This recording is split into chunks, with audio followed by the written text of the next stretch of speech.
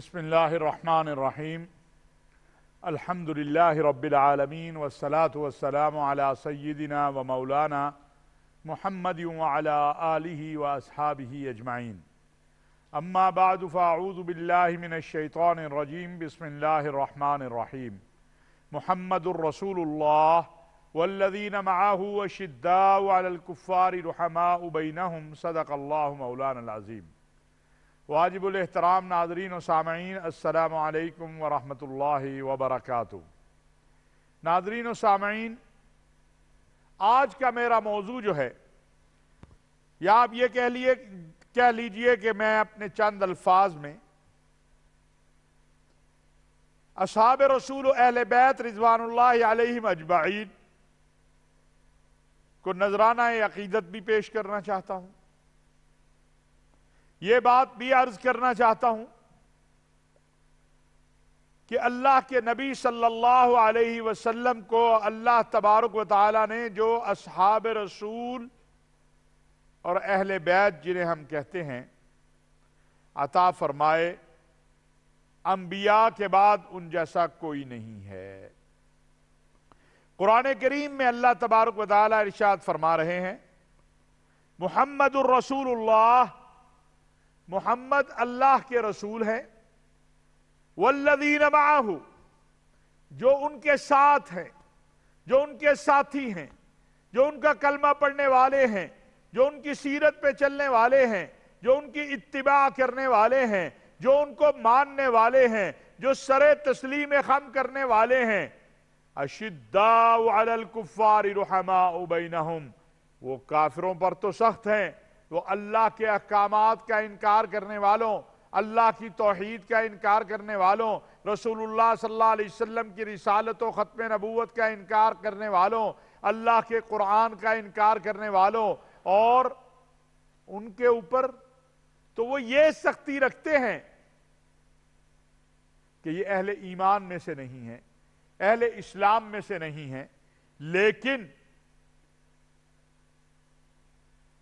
आपस में रहम दिल हैं।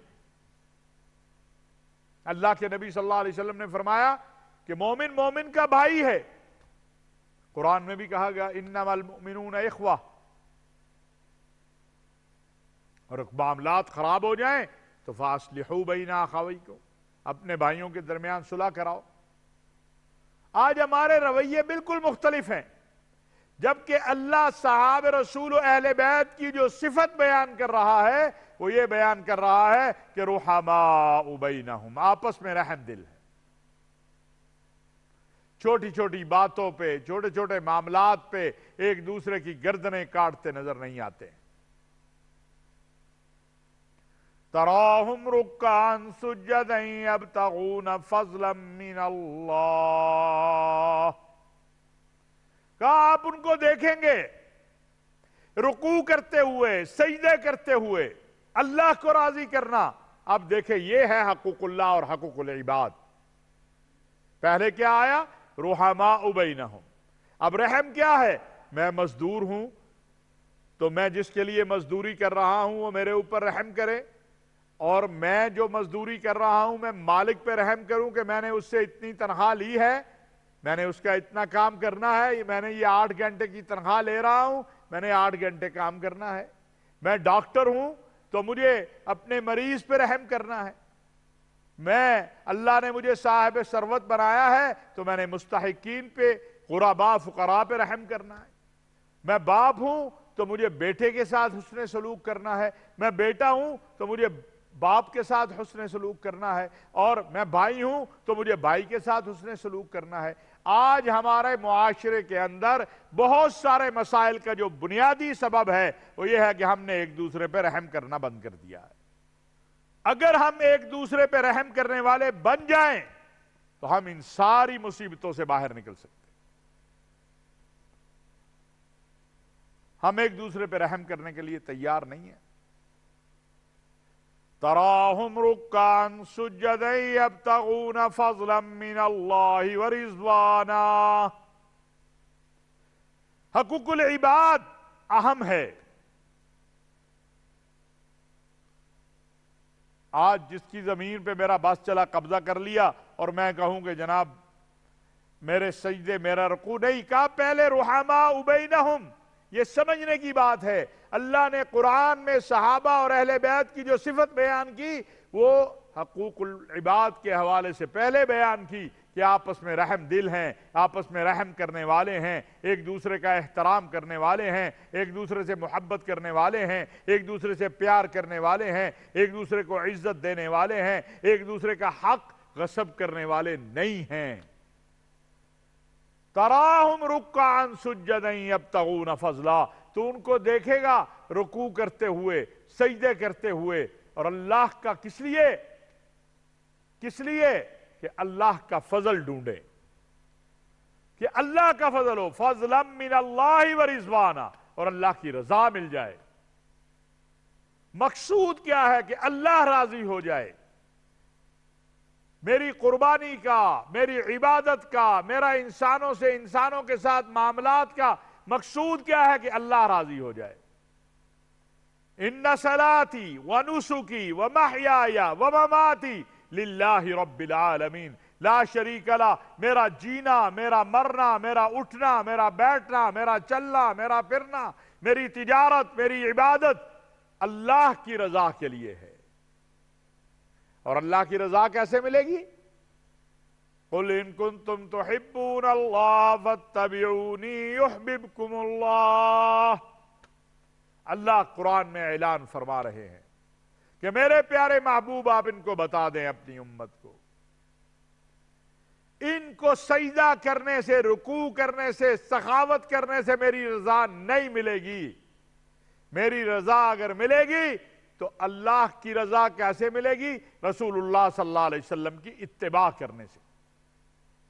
صحابہ کرام رضوان اللہ علیہم اجمعین نے رسول اللہ صلی اللہ علیہ وسلم کی اپنی عملی زندگی میں اتباع کی، اس لیے قرآن میں اللہ تبارک و تعالی ان کی صفات بیان کر رہا ہے اور اعلان کر رہا ہے کہ اللہ بھی ان سے راضی اور وہ بھی اللہ سے راضی۔ سیدنا عثمان غنی رضی اللہ تعالیٰ عنہ مدینہ منورہ میں غزائی طور پر تھوڑا قحط کا معاملہ آیا تو ایک بہت بڑا تجارتی قافلہ آ رہا تھا۔ اب مدینہ کے بڑے بڑے تاجر جو ہیں وہ اس قافلے کی قیمت لگا رہے تھے، اور اس قافلے کے یعنی اس اناج کے مالک جو تھے وہ حضرت عثمان غنی رضی اللہ تعالیٰ عنہ تھے۔ بڑے بڑے تجار آ رہے تھے، 1 روپے کی چیز 10 روپے کی خریدنے کو تیار تھے۔ آج میرے تاجر کو جب وہ کہتا ہے میں مسلمان ہوں، میں تاجر ہوں، تو اسے یہ اس کے لیے راستہ ہے، یہ راستہ اسے اپنانا ہے۔ اب یہاں فائدہ 1 روپے کی چیز 40 تک چلی گئی، اور پورے مدینہ منورہ کے تاجر جو ہیں وہ آ گئے، اور جو بھی تاجر آتا اسے ایک ہی جواب دیا جاتا کہ اس سے زیادہ مجھے دینے والا ہے۔ حضرت عثمان فرماتے اس سے زیادہ مجھے دینے والا ہے۔ تو اب یہ پریشانی آنا شروع ہو گئی۔ تاجر پوچھتے کہ کون ہے زیادہ دینے والا، پھر تاجروں نے آپس میں میٹنگ کی، جیسے آج کل ہمارے ہاں چیمبر آف کامرس یا انجمن تاجران یا تاجروں کی تنظیمیں ہوتی ہیں، جو اس وقت کی چیمبر آف کامرس ہوگا مدینہ منورہ کا، تاجروں کے جو یونین ہوگی، انہوں نے میٹنگ کی کہ بھئی کون ہے جو عثمان کو بہت زیادہ دے رہا ہے۔ اب سارے اکٹھے ہو کر بھی آ گئے سیدنا عثمان غنی رضی اللہ تعالیٰ عنہ کے پاس کہ عثمان یہ 1 روپے کی چیز ہے، 50 میں ہمیں دے دو۔ ہمارے ہاں تو اللہ تعالیٰ رحم فرما دے، عید آ جائے تب بھی ہم چیزیں مہنگی کر دیتے ہیں، رمضان آئے تب بھی مہنگی کر دیتے ہیں۔ یہاں دیکھو یہ ہے مسلمان تاجر، یہ ہے نمونہ ہمارے لیے۔ اللہ کے نبی صلی اللہ علیہ وسلم نے فرمایا اصحابی کالنجوم بیئیہم اقتدیتم اہتدیتم، میرے صحابہ ستاروں کے مانند ہیں، جس کو بھی پکڑو گے ہدایت پاؤ گے۔ اس لیے کہ صحابہ نے اپنی زندگی کو اللہ اور اللہ کے رسول کے احکامات کے تابع بنا لیا، اپنی زندگیوں کو سیرت مصطفیٰ صلی اللہ علیہ وسلم کے تابع بنا لیا، اپنی مرضی چھوڑ کے اللہ کے نبی صلی اللہ علیہ وسلم کے حکم پہ عمل کیا۔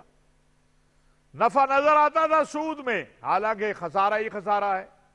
یمحق اللہ الربا ویربی الصدقات، سود تو مال کو کم کرتا ہی ہے، نظر نہ آئے لیکن ایک دم جھٹکا لگتا ہے، سارا کچھ چلا جاتا ہے۔ اور صدقات، اللہ کے لیے دینا، اللہ کے لیے خرچ کرنا، لوگوں کی مدد کرنا، لوگوں پہ رحم کرنا، جو ہے مریضوں کی، مظلوموں کی مدد کرنا، وہ جو اللہ کے لیے خرچ کیا جاتا ہے اللہ اس سے مال کو بڑھا دیتے ہیں۔ اب یہ سارے تاجر جو ہیں اکٹھے ہو کر بھی آئے، سیدنا عثمان غنی رضی اللہ تعالیٰ عنہ نے فرمایا نہیں، اس سے بھی زیادہ مجھے دینے والا ہے۔ کہا اچھا عثمان کون ہے دینے والا؟ کو وقت آئے گا پتہ چل جائے گا کون دینے والا ہے۔ اب جب یہ قافلہ آیا، مدینہ منورہ میں پہنچا، فرمایا سارا جتنا مال ہے سارا اہل مدینہ میں تقسیم کر دو۔ آج ہم کیا کرتے ہیں؟ ہم تو ذخیرہ کر لیتے ہیں، لیمو سے لے کر ہری سبز مرچ تک، ہم پیاز تک، ادرک تک۔ تو کیسے اللہ کی رحمت آئے؟ مصائب سے کیسے نکلیں؟ مصائب سے نکلنا ہے اگر، مشکلات سے نکلنا ہے اگر، تو سیرت مصطفیٰ صلی اللہ علیہ وسلم کو اپنانا ہوگا، اور اصحاب رسول اہل بیت نے ان کو اپنا کے دنیا کو دکھایا ہے کہ اصل کامیابی کی زندگی یہ ہے، اصل کامیابی کی زندگی یہ ہے۔ جھوٹ بولنا، ذخیرہ اندوزی کرنا، زیادہ منافع لینا، لوگوں پہ رحم نہ کرنا، یہ اصل زندگی نہیں ہے۔ اصل زندگی کیا ہے؟ لوگوں پہ رحم کرنا۔ پہلے حقوق العباد بیان ہوئے اور پھر حقوق اللہ بیان ہوئے۔ تراہم رکعا سجدا یبتغون فضلا من اللہ ورضوانا،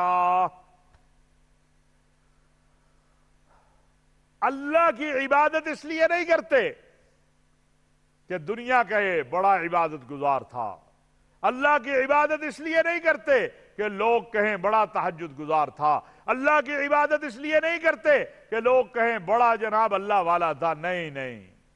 قربانی اس لیے نہیں کرنی کہ لوگ کہیں بڑا قربانی کرنے والا ہے، غریبوں کی مدد اس لیے نہیں کرنی کہ لوگ کہیں بڑا غریبوں کی مدد کرنے والا ہے، نہیں، اس لیے کرنی ہے فضلا من اللہ ورضوانا، اللہ کا فضل مل جائے، اس کی رضا مل جائے، اور جب اللہ راضی ہو گیا، اللہ اکبر۔ ایک بڑا معروف واقعہ ہے، ہر کسی کو معلوم ہے کہ سیدنا ابو بکر صدیق رضی اللہ تعالیٰ عنہ نے اپنا سارا گھر کا مال لا کے دے دیا۔ اب یہ وہ دن ہے جس کے بارے میں سیدنا عمر بن خطاب رضی اللہ تعالیٰ عنہ فرماتے ہیں کہ میں نے طے کیا تھا کہ آج تو میں ابو بکر سے جیت جاؤں گا، لیکن آج بھی ابو بکر مجھ سے زیادہ اجر لے گئے، اور پھر کہا کہ میں کبھی بھی ابو بکر سے زیادہ جیت نہیں سکتا، ابو بکر سے زیادہ نیکیاں حاصل نہیں کر سکتا۔ اب سیدنا ابو بکر صدیق اپنے گھر میں جو کچھ تھا وہ بھی لے آئے، ہاتھ ایسے پھیر کے کوئی ایک سوئی بھی نہیں رہنے دی۔ ورضوانا یہ ہے۔ جبرائیل امین آئے، آگے کہا یا رسول اللہ صلی اللہ علیہ وسلم، ابو بکر صدیق کے لیے اللہ نے سلام بھیجا ہے۔ سیدنا ابو بکر صدیق کو رسول اللہ صلی اللہ علیہ وسلم نے بتایا، خوش ہو گئے۔ پھر اگلی بار کہا جبرائیل امین نے، میں ابو بکر سے راضی، اللہ کی رضا ہی تو چاہیے۔ سیدنا ابو بکر صدیق کی آنکھوں میں آنسو آ گئے۔ جبرائیل امین نے کہا نہیں، ابھی بھی بس نہیں ہے، اگلا بھی پیغام ہے کہ اللہ نے پوچھا ہے کہ کیا ابو بکر بھی مجھ سے راضی ہے۔ اللہ نے پوچھا ہے کہ کیا ابو بکر بھی مجھ سے راضی ہے؟ جب یہ بات رسول اللہ صلی اللہ علیہ وسلم نے بتائی سیدنا ابو بکر صدیق کو تو وہ بہت روئے، کہا میں اپنے اللہ سے راضی ہوں۔ سیماہم فی وجوہہم من اثر السجود، یہ وہ لوگ ہیں جو سجدے کر کے اللہ کے آگے اپنا سر جھکا کے اپنی پیشانیوں پہ سجدوں کے آثار لیے پھرتے ہیں۔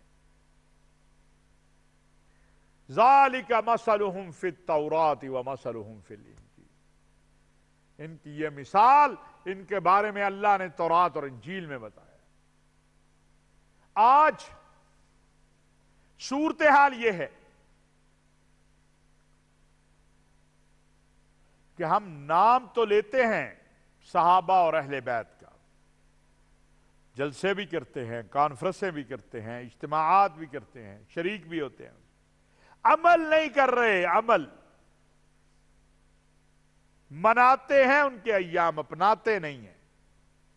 اپنانے کی ضرورت ہے، سچ بولنے کی ضرورت ہے، جھوٹ سے نفرت کی ضرورت ہے، چوری سے بچنے کی ضرورت ہے، غیبت سے بچنے کی ضرورت ہے، انسانوں کا انسانوں کے ساتھ اچھے معاملات کرنے کی ضرورت ہے۔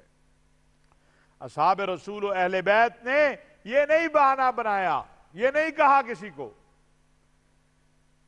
کہ اچھا اللہ کے نبی کا حکم مانوں گا تو گھر کیسے چلے گا؟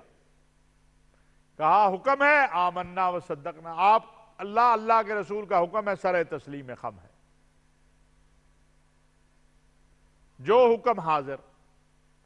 یہ نہیں سوچا اولاد کا کیا ہوگا، کیونکہ اولاد کو رزق دینے والا، اولاد کو عزت دینے والا، اولاد کو عظمت دینے والا بھی تو اللہ ہے۔ جو مجھے دے رہا ہے وہی انہیں دے گا نا، میں رازق نہیں ہوں۔ یہ جو ہمارا تصور ہے بالکل غلط ہے کہ میں نہ ہوں گا تو کیا ہوگا۔ کائنات عالم میں بڑی بڑی ہستیاں چلی جاتی ہیں، یہ کائنات چل رہی ہے، چلتی رہے گی۔ جس کا رزق اللہ نے متعین جہاں کیا ہے وہاں سے اسے آ کے ملے گا انشاءاللہ، اور ملے گا، لازمی ملے گا۔ اصل بات یقین کی ہے، کیونکہ رزق دینے والا اللہ ہے۔ صحابہ نے اپنی زندگی کو رسول اللہ صلی اللہ علیہ وسلم کے بتلائے ہوئے احکام کے مطابق بنایا۔